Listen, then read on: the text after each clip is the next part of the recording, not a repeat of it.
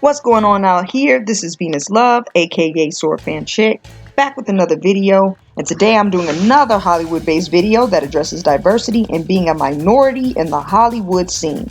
Sometimes talking about these things can be controversial, and most people don't like to hear it, but like one girl once said, y'all gonna be real mad at me, but it must be said. Anyhow, I have been seeing a lot of videos and comments about colorism lately, and especially in the black community, but this has been an ongoing topic in many different communities. But going back to the black community, with Chris Brown's backlash and A$AP Rocky's backlash about dark-skinned women, I had to bring up this topic a little bit more to clarify what colorism is, how it affects our communities, because it feels like a lot of people don't want to admit that colorism exists. You know, there are a lot of people that deny it, and there are plenty of videos of that as well. But the worst part about it is I've seen a lot of celebrities who are colorists, especially black males in our community. So I think it's important we discuss it. As a brown-skinned person who has been seen as both light-skinned to some, but also dark-skinned to others, I can honestly say that I agree that colorism exists. Okay? This video commentary is going to be about colorism, texturism, and even Aryanism in Hollywood. I'm going to break down what colorism means first. And I'm also going to talk about texturism and Aryanism and how the history of these things affect us today. Colorism is prejudice or discrimination against individuals with a dark skin tone, typically among people of the same ethnic or racial group. This involves preferential treatment of people who are lighter over people who are darker, regardless of their credentials, status, or overall physical attractiveness. Typically, as stated within the dictionary definition of the word, this ideology is common within one's own race, in which being lighter is affiliated with having more power, privilege, and more opportunity. Much of the colorism that exists in most communities comes from colonization by European countries, in which they implemented their own laws and standards for living into these societies. Even after European independence, in some countries like India, the effects of European colonization and influence still influences the mindset of the people, causing them to still uphold European standards. All continents in the world are affected by colorism in some way or the other, and this has become more prevalent because of white European influence. Western American media has become possibly the most influential form of media in the world, influencing what is attractive and helping to shape what is considered of higher quality or value. As a result, you may see a lot of countries seeking to not only lighten their skin to look like these Western countries, but they might also attempt to get double eyelid surgery or buy straight hair weave or hair irons to straighten their hair just to fit the European Western standard of beauty, which has basically become the highest standard in the world, okay, thanks to white colonization. The people most affected by colorism are obviously usually women, mainly because women are often judged most by the way we look more than anything else. It's an unfortunate thing, but it's the truth. And so when it comes to Hollywood, this has a major effect on women regarding representation for darker skinned people, and men too. Darker skinned men also might be affected by this. Typically, the issue with colorism in Hollywood, Bollywood, and other media outlets around the world is that darker skinned people, especially women, as I mentioned, are often erased, belittled, or background characters in favor for their lighter skinned counterparts. In America, this tends to happen most often to black women who are darker skinned. Oftentimes, darker skinned women tend to statistically get less opportunities in film, television, and even in the music industry. When they do get opportunities, they are often portrayed in roles that are dehumanizing, to say the least. This affects people's perception of dark-skinned women who are typically of dark shades, and forces dark-skinned women to suppress their personalities just not to come off stereotypically. Don't get me wrong, part of the reason black women are seen this way is because there are a lot of black women with bad attitudes, but this is not exclusive to dark-skinned black women. Keep in mind there are plenty of Cardi B's within the community with enough ratchetness But if she was dark skinned, I'm pretty sure people would perceive it very differently. Mainly because dark skin is not the standard of beauty behind a white influenced society. Now, I'm a brown skinned person, as I've said before. On the spectrum, I'm lighter than most dark skinned black women, but darker than the lightest black women. From my experience, I have seen colorism very clearly in school, in my community, and even within my own home and family. Seriously. My mother was light skinned, literally like light. People would ask her, is she mixed all the time? And she always tried to make me disown my blackness too. She was proud of looking mixed, okay? She would tell people that we're mixed, and as if this distant history of white ancestry played a role in why we had better skin or why we had good hair. My own grandmother, who was actually brown skinned mostly, was actually called ugly by her lighter skinned relatives when she was growing up, and was often treated worse than her two lighter skinned siblings. If you ever saw my grandmother when she was younger, she was actually gorgeous.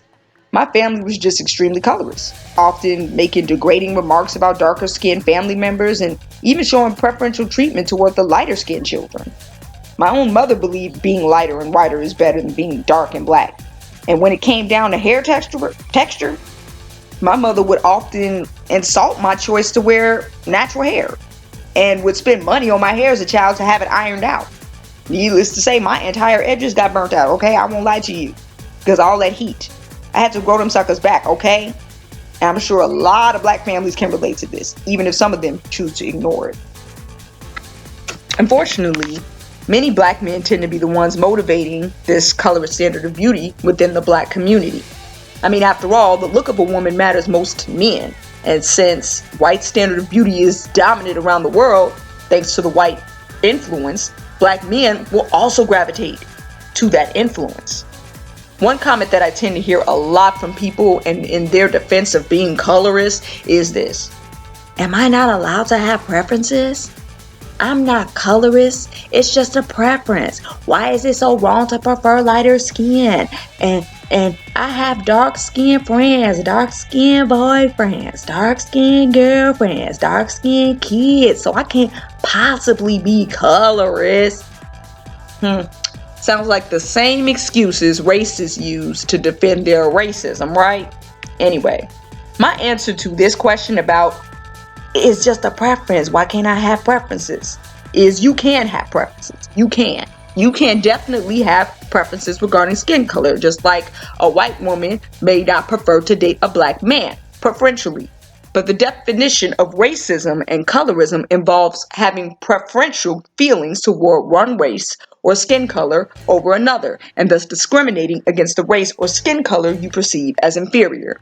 So my final answer is, your preferences can be motivated by racism and colorism. See, and if I'm calling your preferences colorist or racist, it's simply a matter of telling it like it is, giving these preferences you have definition. Again, I don't think you should date someone you're not attracted to. Okay? And at the same token though, a dark-skinned woman has a right not to support you if you insult her or demean her. Dark-skinned woman has the right to date men who are attracted to her, even if it's not in the black community. And a dark-skinned woman has a right to uplift herself. Again, this is not black women trying to stop you from dating who you like. This is black women refusing to promote men who degrade them and encourage each other to think outside the box. The problem with both light-skinned women and black men that keep saying, oh, colorism don't exist and there's nothing wrong with it, is that you all think that this movement is about you. It's not about stopping you, it's about uplifting dark-skinned women. If you choose to date a light-skinned woman or a white woman or whatever other race of woman that isn't dark-skinned, you're allowed to do that normally.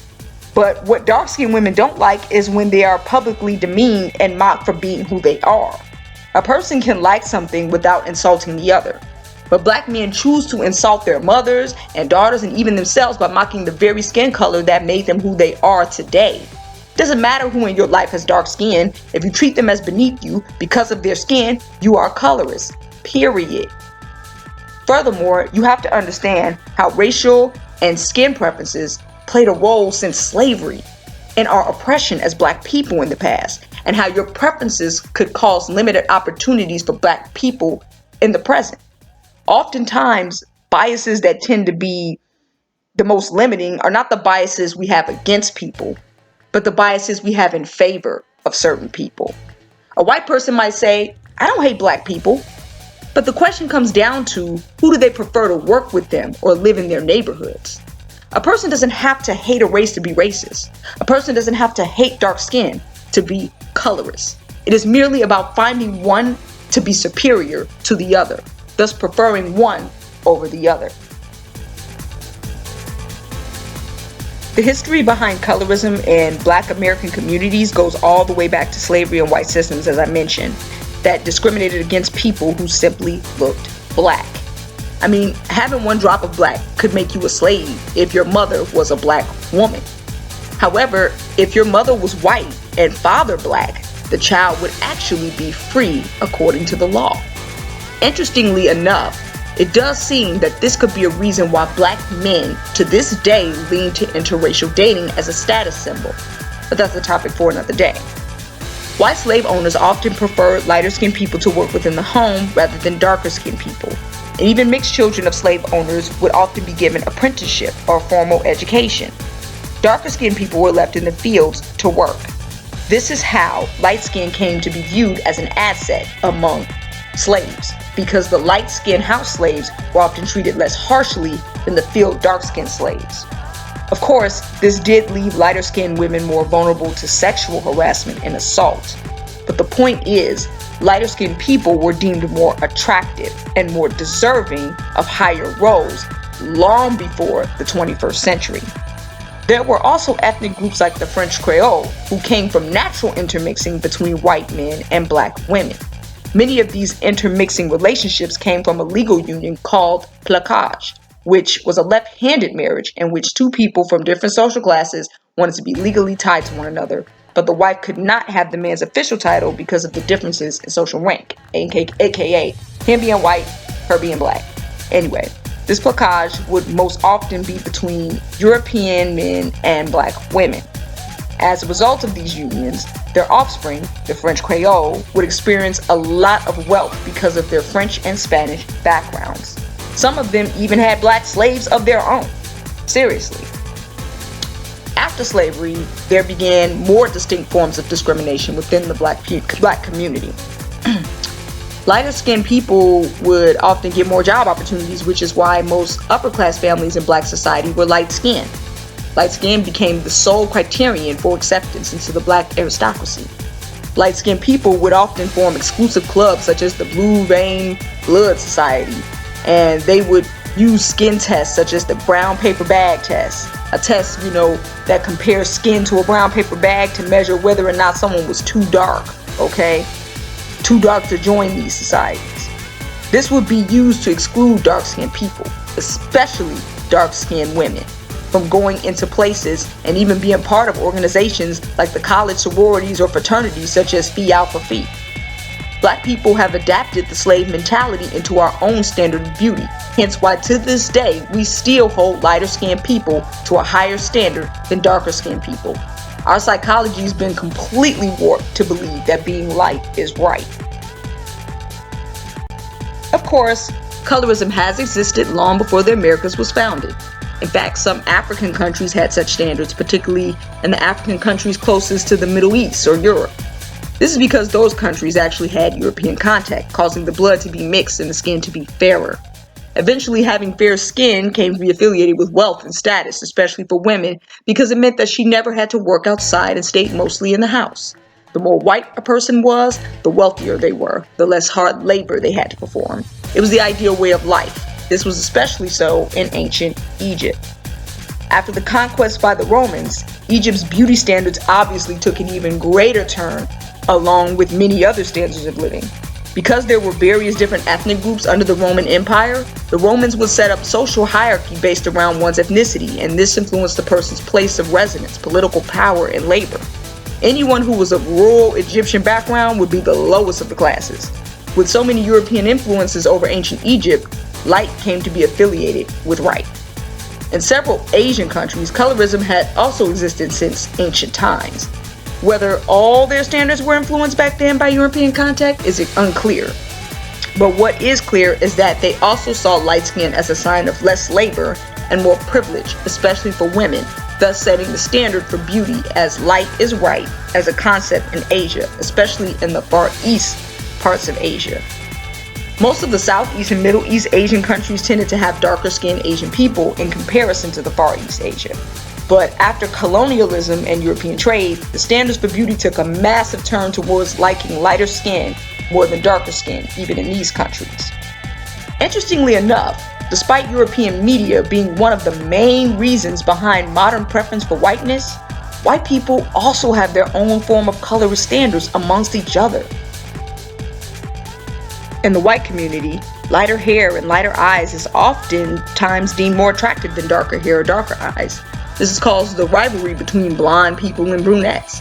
Think about the movie Gentlemen Prefer Blondes. If you go back even to the Nazi regime, Hitler encouraged the notion that blonde and blue eyes were superior. In fact, on some Nazi posters, they would literally describe blonde and blue-eyed soldiers as the ideal soldier. This was based off the notion of Aryanism and his attempt to discriminate against Jewish people. Ironically though, Jews like Werner Goldberg, who passed as Aryan with blonde and blue eyes, would be used in Nazi recruitment posters as the ideal type of man. Of course, other features were predominantly the determining factor behind one's acceptance into the Aryan identity. But again, the color of one's hair and eyes and even their hair texture would be held to a higher plateau under the Nazi regime if it was lighter. White people tend to discriminate most in regards to redheaded people, I've noticed. In fact, redheads are often subjugated to the Hollywood roles that make them seem odd, eccentric, and overall unattractive. This is especially the case with redheaded men, where there are hardly any roles portraying them, especially in lead acting roles. Very few redheads wear their natural hair, preferring to bleach their hair to fit the Western standard of beauty and get more opportunities. Redheads throughout history were often affiliated with a poor temperament and lust. During medieval times, Christian ideas behind lust and wrath began to affect people's view of redheads, and they came to be affiliated with moral degeneration. Some were even accused of being witches and were burned at the stake. During the Spanish Catholic Inquisition, where they yearned to, kind of clean the streets of people they saw as heretics, redheads were often targeted and identified as Jewish and persecuted for it. So at the root of the hate for redheads was a hatred for Jews, ironically. Much of the stereotypes that are of redheads today come from Hollywood interpretations like South Park. I think most of us who grew up in the 90s know about the Kicker Gender Day on October 20th, which started because of Hollywood's South Park episode. Today, redheads are often the butt of jokes, and sometimes they do experience discrimination, like in the case with the NYPD. However, within the white community, there's always a place for opportunity, even for redheads. Redheads tend to get a lot of opportunities in the corporate world, such as in the UK, where they tend to gain CEO positions at astounding rates, particularly men.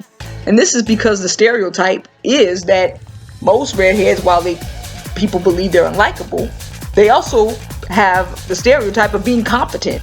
So you have on one hand, people hate you and they don't like your personality, but they see you as a competent worker. So they have good qualities balancing the negative. I know there's going to be a lot of black people angry that I even mentioned the various ways in which white people are discriminated. You can't compare black and white discrimination. I get it. But after all, if we think about it, it's important to bring up how discrimination is in every community so that we can have a better understanding of just how prevalent and common it is. And if we think about it, white people of all types colonize and oppress people of color. So there's a reason I need to bring this up in regards to it, because if they're treating each other like this, imagine us being 10 times different from them and how we could be treated in the white-dominated world. And that's why it's important that we examine how colorism affects various different types of communities, because if we ignore it, acting like it doesn't exist over there, then people are not going to take it seriously in our communities. We have to be able to see colorism when it's right in front of our faces. Okay? I want to show the layers of colorism, the hierarchy to it. I want to show how colorism has had an effect on all societies around the world. higher classes of races, and how lighter skin puts you in the higher space. So where does that leave dark-skinned people, especially dark-skinned black people? Well, colorism after all these years still exists. Sadly, we have not overcome this ancient conquering of white standards of beauty, nor the outdated understanding behind labor and status. As a result, in many countries around the world, lighter-skinned people will still be preferred for roles in movies, television, as idols as well. Representation for dark-skinned people, especially women, are few and far between. And the roles they do have are usually extremely degrading or technically non-important. Ironically, while so many light-skinned African Americans want to deny how much their slave history has affected them, it's pretty clear that light-skinned black people, especially light-skinned black women, are more preferred in American media. Think about it. There are way more light-skinned female celebrities than dark-skinned female celebrities. And many of the dark-skinned female celebrities struggle to get lead roles or get roles that do not demean them.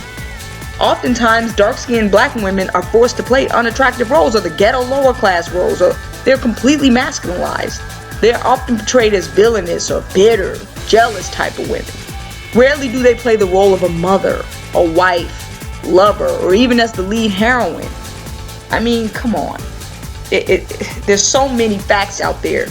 If you just do the research, if you just look at the statistics, it's right there in front of your face. If you choose to deny it, you just don't want to see it. Think of the top 10 most successful light-skinned black women compared to the top 10 most successful dark-skinned women. In fact, if you do a light-skinned comparison, I guarantee you'll find more than 10 compared to dark-skinned women. As a result of mixed black women being the face of blackhood, dark-skinned women are buying into the market to bleach their skin. In fact, all over the world, darker-skinned women use cancerous skin bleaching chemicals to make themselves look lighter in order to get more opportunities. Come on now. And the biggest issue is when light-skinned or mixed people are cast in roles or even take on roles that intentionally or initially were dark-skinned characters in the source material, or if it's based off a real-life dark-skinned person. I mean, come on now. You got Zoe Saldana playing Nina Simone. Nina Simone was dark-skinned. Zoe Saldana is light-skinned. You can't tell me that this colorism doesn't play a role in why these light-skinned women constantly be getting these roles that are even based off of dark-skinned people. If you watch my video on whitewashing in Hollywood, you know exactly how I feel about it. I encourage you to watch that video before I get into that topic a little bit further. But anyway, what's even sadder is that light-skinned men and mixed women get defensive when people, talk about this, claiming that the community is trying to divide us and make us feel less black. The reality is, you are less black, okay? You're less black, and you're going to be seen as less black, and that is why you're getting opportunities. Especially if you're mixed. If you're mixed, you're not even a full black person, so you have no business talking about, don't talk about colorism and I don't get more opportunities than other black. Don't even say nothing. But if you're a light-skinned person, you are less black than a dark-skinned person. Let's just be honest. Somewhere in your ancestry, you have some kind of European, some kind of something that makes you less black. And that gives you more opportunities and makes you privileged.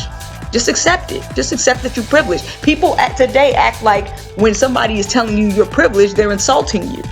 And to a certain degree, some people do use the privilege word to insult people. I'm not gonna lie. But the fact of the matter is, people who deny colorism are making it worse for dark-skinned people. If you really want us to be united, then you need to be coming together with us to fight all forms of racism. And that includes colorism. That includes texturism, which I'll get into further in this video. What sense does it make? Think about it. To cast someone who doesn't look black to portray a black person. What sense does it make to cast a light-skinned person to play a real-life dark-skinned person? Or worse yet, attempt to monstrify her to attempt to make her look like the real deal when you could have just hired the real deal. That's what's happening in Hollywood. We got light-skinned people playing dark-skinned people. And they're even trying to, blackface the light-skinned girl. Anything to put the light-skinned girl with the good hair in the black world. In the dark-skinned role. I mean, think about it. Look at the movie The Hate U Give. The character in the book was originally dark-skinned. And ironically, this is a book centered on discrimination. Yet the casting directors were discriminatory and didn't even want to cast a girl of that skin color to be in the movie, despite the specific appearance mentioned in the book. Instead, they insisted the illustrations be lightened to fit the movie. Come on now. Now, there are a lot of light-skinned people who somehow think, by pointing out this discrimination, that everyone just doesn't want light-skinned actresses and actors in roles anymore, or they're doing some type of reverse discrimination. Listen, light-skinned people will always get roles in Hollywood so long as light is right. But the least you all could do as light-skinned people, particularly light-skinned women, especially the ones that claim to be feminists, the least y'all could do is recognize when something's unfair and unjust and actually do something to help break down the racist ideas behind colorism. Furthermore, it really bugs me that people believe that when people speak out, it's just the ugly girls whining. Or y'all need to stop complaining. Just stop complaining. It's not going to do anything. You know what? Most of you sound like the white people back in the day who were against Martin Luther King Jr. Yeah, they all kept saying black people should be silent, so we could continue living that oppressive lifestyle. They wanted us to be quiet so we can just stick to where we are. So nothing will change, but we had to put up with all the crap that came with it. But you know what's funny? Martin Luther King Jr. himself spoke out against judging based on skin color. Yes, he did, because he recognized at the root of racism was skin color. He himself said that he dreamed of a day when people would be judged not by the color of their skin, but by the content of their character. See, some of you light-skinned and mixed women claim to be so black on one hand, but completely turn your backs when it comes to defending those of the majority of the black race. Particularly, I'm talking about dark-skinned women. Ironically, many of you somehow believe racism exists, but somehow colorism doesn't. That doesn't even make sense. If you deny colorism, you're basically denying racism. Period. In fact, at the root of racism, color has a lot to do with why white people, the racist white people, deem black people inferior. Skin color has been the greatest judge of race in white society. Many times a white person may not even see a girl like Halsey as black, okay? Despite the fact that she's of mixed heritage, okay? Therefore, the way a person will be treated and portrayed will be different had that person been dark-skinned or had that person been light-skinned and passes, okay? So again, you can't say that racism exists, but then turn around and say colorism doesn't. That they're basically interconnected. They're intertwined. They're almost directly intertwined. Colorism is a branch of racism, along with texturism and Aryanism and any other forms of racial discrimination. Okay? Interestingly enough, black men have been the greatest motivators, as I mentioned before. And the running need for status among other men has motivated black men to emulate their white superiors by presenting themselves with light-passing women. Yes, I said it. As a lighter-skinned person, myself to some, I have always had men come up to me and tell me, I like light-skinned girls like you. I don't do dark and ugly, as if I was supposed to be impressed by that. Yet some light-skinned mixed girls think that's cute. Okay? I know it, trust me. Like I said, I'm a lighter-skinned girl. And I have light-skinned friends, and when boys come up to them saying, I like light-skinned girls, dark, and they say, ha, they cute and little. I think they think that stuff is cute, and they be laughing, giggling. They eat it all up, not even thinking about the implications of it all. Yet somehow light-skinned people think people are supposed to accept them as black. Oh, please. We have to acknowledge where we are privileged and in what ways we are continuing this damaging cycle in order to help make positive changes in our community. Calling the colorist movement an ugly girl movement is also not helping and honestly not true. Beautiful black women like Normani and Naomi Campbell have been very open about colorism and how it has affected them. What you're typically saying is that movement that promotes black women with black features is promoting ugliness. That's what you're saying. You're typically calling black women ugly. Therefore, statements like this is all the more reason the movement is necessary. Now, I know I've been talking a lot about dark-skinned women, but of course, dark-skinned men are also targets when it comes to colorism. Okay? Dark-skinned men tend to be the most targeted by police. They tend to be the most profiled, obviously. They tend to be the highest victims of violence, and they're usually given longer jail sentences than their light-skinned counterparts. Even in Hollywood media, dark-skinned men are often portrayed as thugs, stupid, or simply the black supporter of a white boy. Rarely do they get opportunities to be in the lead roles either. What doesn't help is that dark-skinned men are almost always expected to be rappers or ball players, while lighter-skinned black men are usually given higher expectations or higher positions. In fact, lighter-skinned males actually make more money than darker-skinned males, although the wage gap is lessening. In fact, some studies show that darker-skinned men who get higher education tend to have less opportunities in the job market, partially because the jobs they desire are dominated by white males. Yet, while colorism does have an effect on black men, it's oftentimes black men that tend to be the biggest promoters of colorism. So, I think that that's something we need to address, okay? Maybe if you all weren't so colorist, people wouldn't be so colorist towards you. I don't know. That makes more sense to me. Anyway, I want to speak a little bit about texturism as well, which involves discrimination on the basis of hair texture. It costs so many black women and men job opportunities and has even gotten young girls kicked out of their schools, okay? People are always clowning black women especially for wearing hair weave or wigs, yet no one wants to address the discrimination and mockery that black women experience because of their natural hair. Even by men of their own race, they're called nappy-headed and untamed. As a result, black women would often use damaging hot irons that would actually burn and fray the hair. Some people have even gone as far to call our hair dirty because we have a lesser need to wash our hair all the time. I'll never forget a white woman came to me and said, "You guys' hair doesn't grow that long, does it?" Seriously? Not only does texturism stem from ignorance of black hair, but the ignorance leads to unfair treatment of women with 4C hair, especially, and it is heavily linked to colorism and racism. Most dark-skinned women tend to have thicker hair, so they tend to be discriminated for both.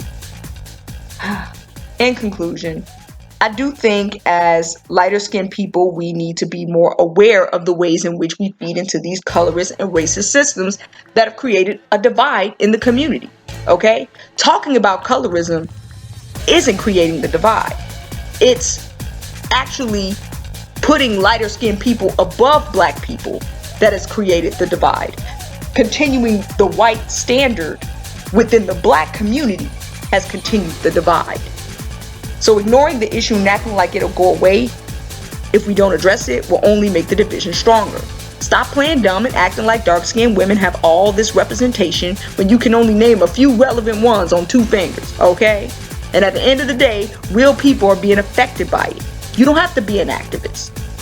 Just stop pretending like you're not privileged, okay? Stop trying to prevent us from speaking out about things that affect dark-skinned people. The more white like your features are, the more attention you will get in the white-based society. That's just what it is. And as far as dark-skinned women, I wonder how life would be if they were light-skinned. I often say, if Kelly Rowland, if Normani was light-skinned, I wonder just how much more attention they would get. And if you made Cardi B dark-skinned, I wonder who would give her the time of day. But let me know what you think in the comments below. If you like what I'm saying, leave a like, watch some of my other videos on discrimination in Hollywood, and subscribe. Even if you don't like what I'm saying, I'd love to hear your take, and I'm always glad to engage in discussion. Until next time, peace out.